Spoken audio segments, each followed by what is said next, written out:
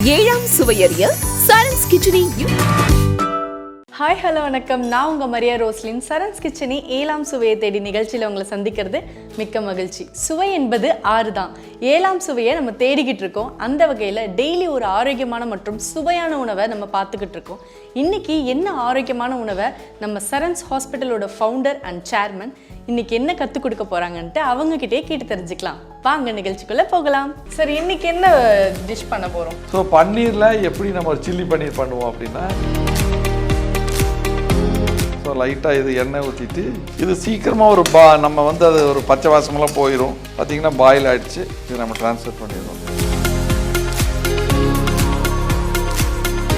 So இதில் வந்து அந்த பன்னீர் நம்ம போட்டுடுறோம். அவ்வளோதான், 2 நிமிஷத்தில் ரெடி. இது கேப்சிகம் எப்பவுமே கடைசியாக தான் போடணும். இதுக்கு மேலே வேணும்னா நீங்கள் வந்து மிளகா பொடி கொஞ்சம் போட்டுக்கலாம்.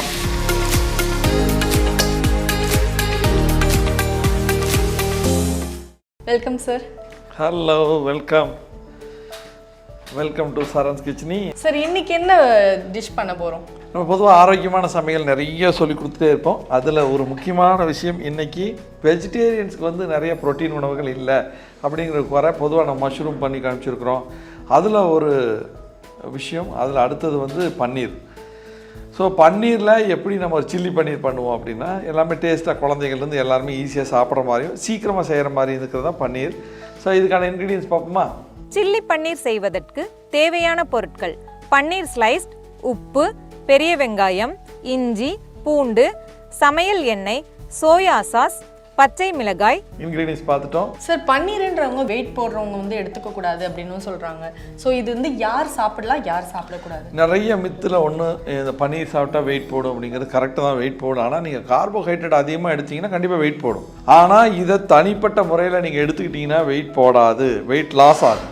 வெயிட் லாஸ் ஆகும், உங்களோட அன்வான்ட் கொலஸ்ட்ரால் குறையும், உங்களோட HDL கொலஸ்ட்ரால் அதிகமாகும். ஏன்னா இது வந்து பாலில் இருந்து செய்கிறது. சும்மா ஈஸியாக குழந்தைங்களுக்கு ஈஸியாக பிடிக்கும், அந்த மாதிரி செய்வோம். சார், நம்ம என்ன ஸ்டைலில் பண்ண போகிறோம்? அதான் நம்ம குழந்தைங்களுக்கு பிடிச்ச மாதிரி ஒரு சைனீஸ் ஸ்டைலில் நம்ம இது பண்ணுறோம். ஸோ லைட்டாக இது எண்ணெய் ஊற்றிட்டு இதை நம்ம ட்ரை பண்ணி எடுத்துக்கணும். நல்லா கழுவி இது பண்ண யூஸ் பண்ணுறது.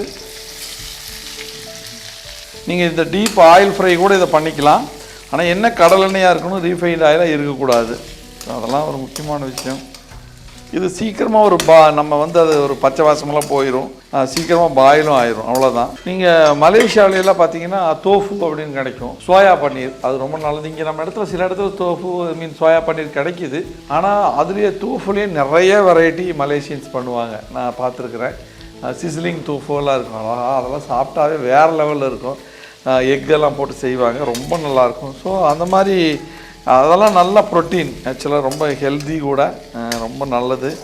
ஸோ என்றைக்குமே 40 இயர்ஸ்க்கு மேலே நிறையா முடிஞ்சால் ஒன் டைம் கார்போ அப்படிங்கிற ஒரு கான்செப்டுக்கு வாங்க. ஒரு நேரம் மட்டும் மாவுச்சத்துள்ள உணவுகளை எடுத்துக்கிறது. அதுவுமே நம்ம காய்கறி, கீரை, ஒரு முளைப்பயிறு, அப்புறம் தயிர், அந்த மாதிரிலாம் எடுத்துகிட்டு கொஞ்சமாக ரைஸோ எதை எடுத்துக்கலாம். ஒரு சமயம் காலை இட்லி தோசை சாப்பிட்டா அந்த மாதிரி மற்ற 2 நேரத்தை ப்ரோட்டீன் ரிச் உணவுகளாக மாற்றிடலாம்.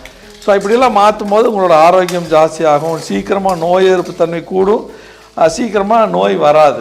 வந்தாலுமே நீங்கள் பாதுகாத்துக்கலாம். இதை நம்ம என்னென்னா இன்னொரு இதில் ட்ரான்ஸ்ஃபர் பண்ணிடுவோம். பார்த்திங்கன்னா பாயில் ஆகிடுச்சு. இது நம்ம ட்ரான்ஸ்ஃபர் பண்ணிடுவோம். அடுத்தது நம்ம இது எப்படி செய்யறதுங்கிறத காமிச்சிருவோம்.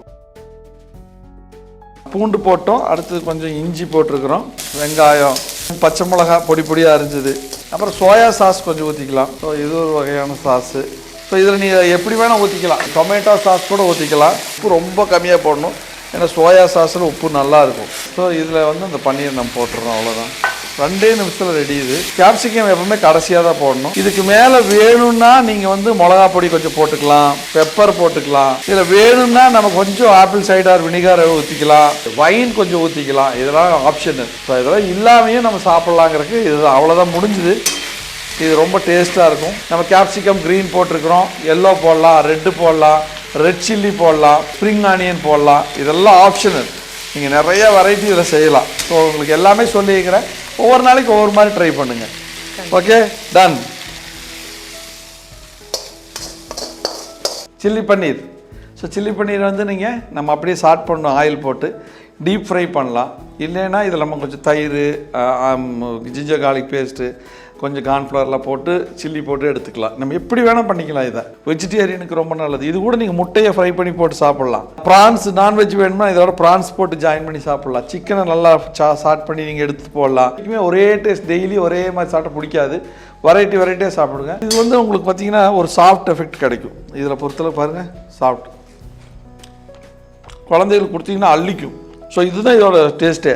டீப் ஃப்ரை பண்ணிங்கன்னா இந்த சாஃப்ட்னஸ் போயிடும் கொஞ்சம். ஸோ எல்லாருமே டேஸ்ட் பண்ணி பாருங்கள். ஏதாவது உங்களுக்கு டவுட்ஸ் இருந்தால் கீழே இருக்கிற கமெண்ட் பாக்ஸில் பண்ணுங்கள். அதே மாதிரி உங்களுக்கு ஏதாவது ரெசிபி தேவைப்பட்டாலும் எங்ககிட்ட கேளுங்க. உங்களுக்கு அடுத்த ப்ரோக்ராமில் நான் அதை பண்ணி காமிக்கிறேன். நன்றி. மேலும் 7ஆம் சுவையை தேடில இன்னும் 7ஆம் சுவையை தேடிக்கிட்டே இருக்கும். எங்க கூட சேர்ந்து நீங்களும் 7ஆம் சுவையை தேடி சந்தோஷமா இருங்க. தேங்க்யூ.